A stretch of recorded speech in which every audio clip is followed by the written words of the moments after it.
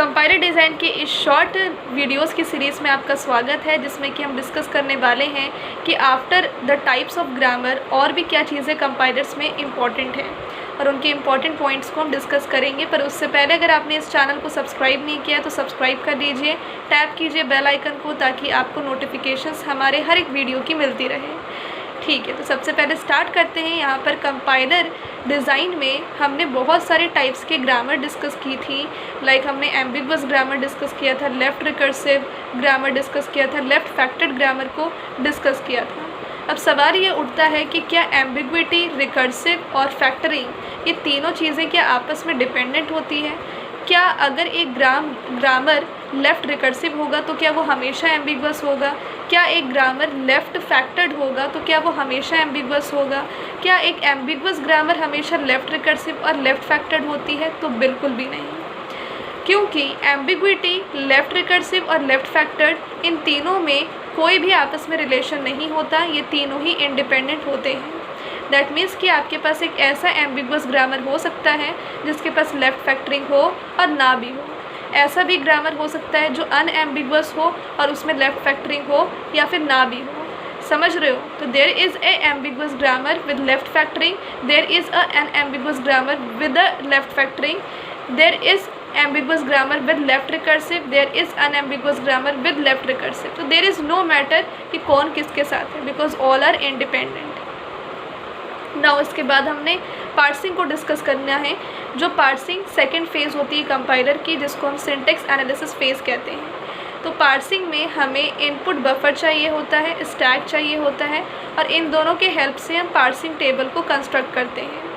तो basically parsers जो होती हैं वो दो टाइप की होती हैं, top down parser and bottom up parser. Top down parser भी दो टाइप का होता है, top down parser with full back tracking, top down parser without full back tracking.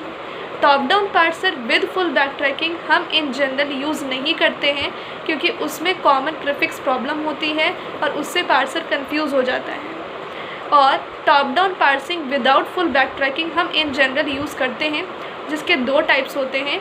एक होता है आपका रिकर्सिव डिसेंट पार्सिंग और एक होता है non recursive descent parsing. Recursive descent parsing में प्रेडिक्टिव पार्सिंग आता है, नॉन रिकर्सिव डिसेंट पार्सिंग में आपका LL1 पार्सिंग आता है, जो मोस्टली एग्ज़ाम में पूछा जाता है। बॉटम अप पार्सिंग को हम शिफ्ट रिड्यूस पार्सिंग भी कहते हैं, जो दो टाइप का होता है। एक ऑपरेटर प्रेसिडेंस पार्सिंग होता है और एक LR पार्सिंग होता है। तो पहले हमने डिस्कस करना है टॉप डाउन पार्सिंग को, जिसमें कि विद फुल बैक ट्रैकिंग वाले को हम यूज़ ना करके विदाउट फुल बैक ट्रैकिंग को यूज़ करेंगे। और उसमें सबसे पहले हम डिस्कस करते हैं LL1 पार्सिंग को।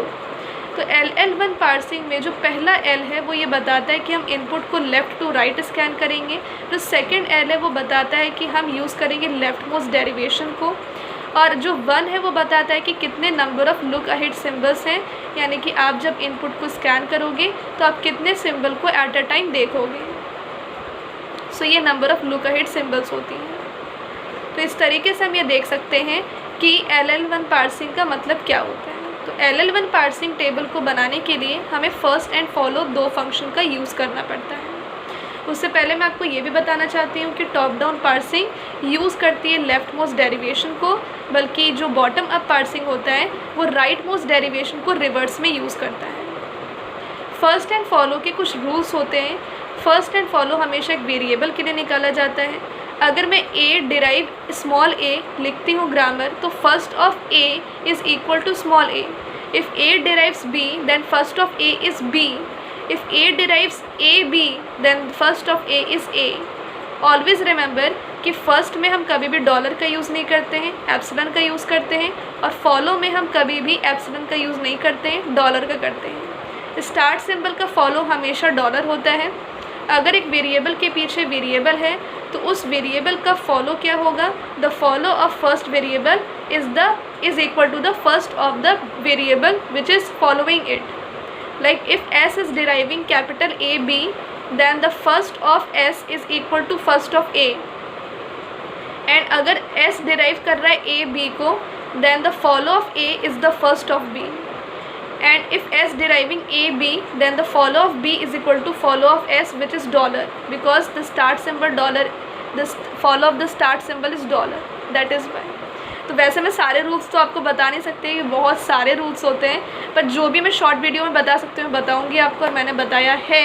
आई होप आपको ये सेशन पसंद आया होगा। Thank you so much. Please hit like button now and share the session.